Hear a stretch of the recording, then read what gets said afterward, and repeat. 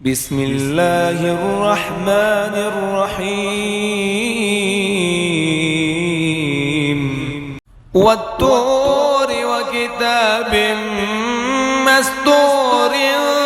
في رق منشور والبيت المعمور والسقف المرفوع والبحر المسجور إن عذاب ربك لواقع ما له من دافع يوم تمور السماء مورا وتسير الجبال سيرا فويل يومئذ للمكذبين الذين هم في خوض يلعبون يوم يدعون إلى نار جهنم دعا هذه النار التي كنتم بها تكذبون أفسحر هذا أم أنتم لا تبصرون اصلوها فاصبروا أو لا تصبروا سواء عليكم إنما تجزون ما كنتم تعملون إن المتقين في جنات ونعيم فاكهين بما آتاهم ربهم ووقاهم ربهم عذاب الجحيم كلوا واشربوا هنيئا بما كنتم تعملون متكئين على سرر مصفوفة وزوجناهم بحور عين والذين آمنوا واتبعتهم ذريتهم بإيمان ألحقنا بهم ذريتهم وما ألتناهم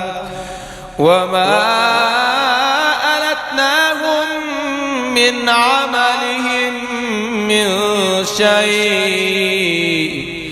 كل امرئ بما كسب رهين وأمددناهم بفاكهة ولحم مما يشتهون يتنازعون فيها كأسا لا لغو فيها ولا تأثيم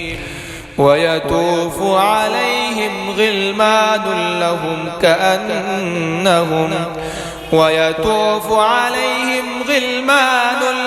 كأنهم لؤلؤ مكنون وأقبل بعضهم على بعض يتساءلون قالوا إنا كنا قبل في أهلنا مشفقين فمن الله علينا ووقانا عذاب السموم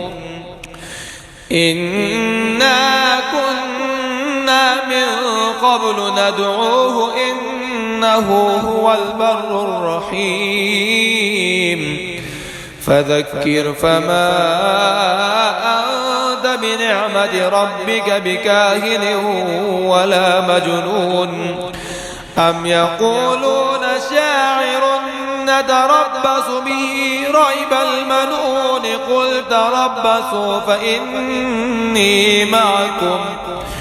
قل تربصوا فإني معكم من المتربصين أم تأمرهم أحلامهم بهذا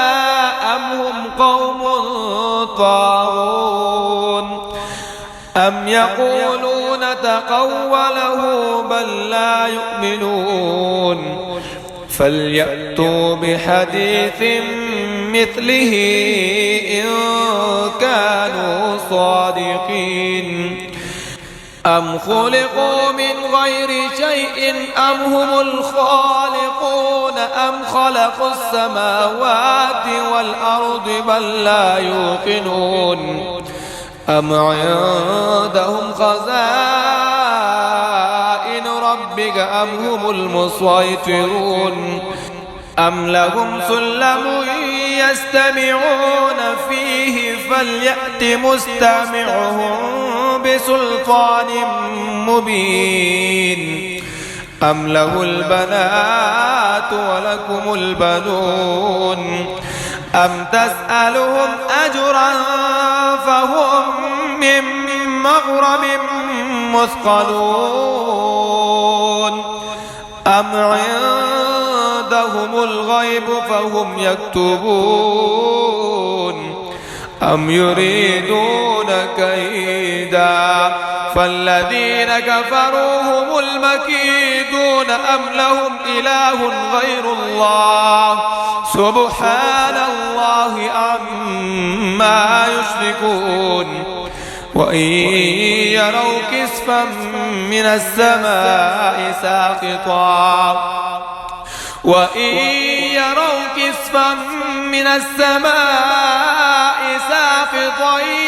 يقولوا سحاب مركوم فذرهم حتى يلاقوا يومهم الذي فيه يصعقون يوم لا يغني عنهم كيدهم شيئا ولا هم ينصرون وإن للذين ظلموا عذابا دون ذلك ولكن أكثرهم لا يعلمون واصبر لحكم ربك فإنك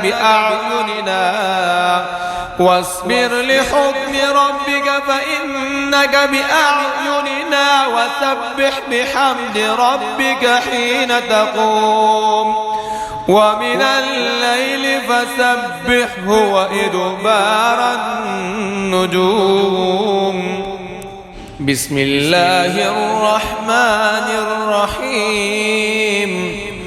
والنجم إذا هوى ما ضل صاحبكم وما غوى وما ينطق عن الهوى إن هو إلا وحي يوحى علمه شديد القوى ذو مرة فاستوى وهو في الأفق الأعلى ثم دنا فتدلى فكان قاب قوسين أو أدنى فأوحى إلى عبده ما أوحى ما كذب الفؤاد ما رأى أفتمارونه على ما يرى ولقد رآه نزلة أخرى عند سدرة المنتهى عندها جنة المأوى إذ يغشى السدرة ما يغشى ما زاغ البصر وما طغى لقد رأى من آيات ربه الكبرى أفرأيتم اللات والعزى ومناة الثالثة الأخرى ألكم الذكر وله الأنثى تلك إذا قسمة ضيزى إن هي إلا أسماء سميتموها أنتم وآباؤكم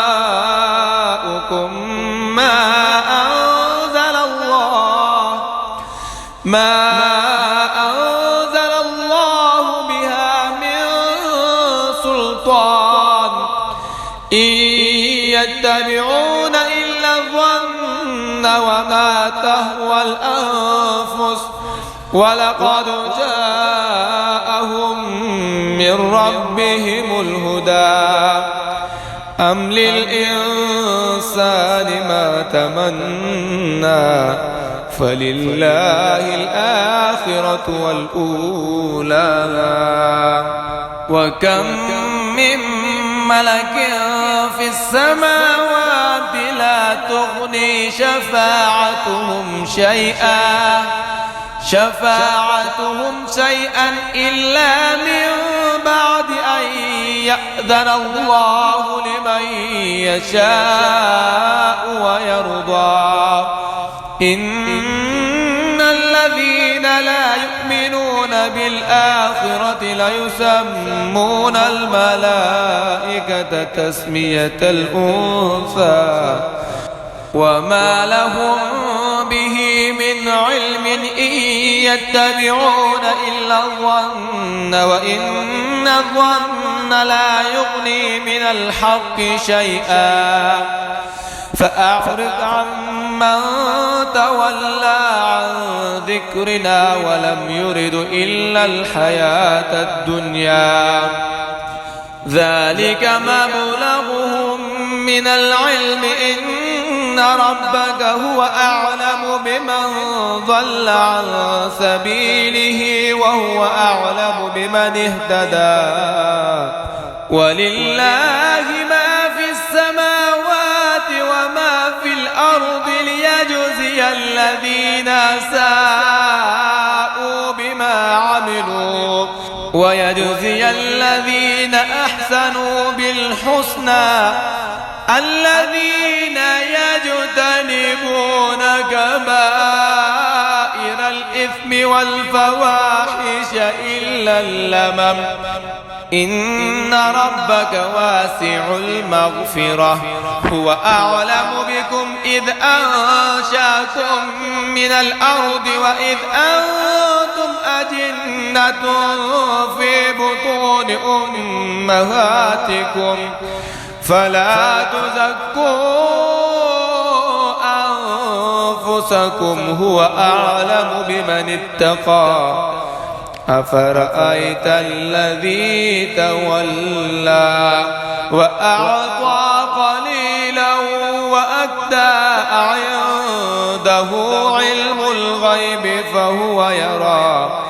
أم لم ينبأ بما في صحف موسى وإبراهيم الذي وفى ألا تزر وازرة وزر أخرى وأن ليس للإنسان إلا ما سعى وأن سعيه سوف يرى ثم يجزاه الجزاء الأوفى وأن إلى ربك المنتهى وأنه هو أضحك وأبكى وأنه هو أمات وأحيا وأنه خلق الزوجين الذكر والأنثى من نطفة إذا تمنى وأن عليه النشأة الأخرى وأنه هو أغنى وأقنى وأنه هو رب الشعرى وأنه أهلك عادا الأولى وثمود فما أبقى وقوم نوح من قبل إنهم كانوا هم أظلم وأطغى والمؤتفكة أهوى فغشاها ما غشا فبأي آلاء ربك تتمارى هذا نذير من النذر الأولى أزفت الآزفة ليس لها من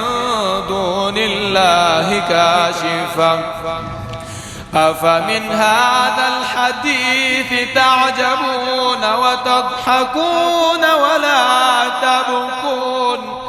وأنتم سامدون فاسجدوا لله واعبدوا